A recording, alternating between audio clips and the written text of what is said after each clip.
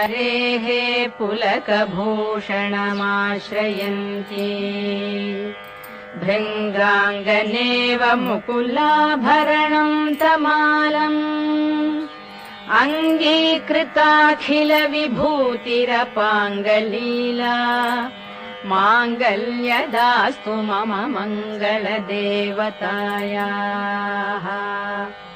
मुग्धा मुहुर्विदधति वदने मुरारेः प्रेमत्रपा प्रणिहितानि गतागतानि मालादृशोर्मधुकरीव महोत्पलेया सा मे श्रियं दिशतु सागरसम्भवाया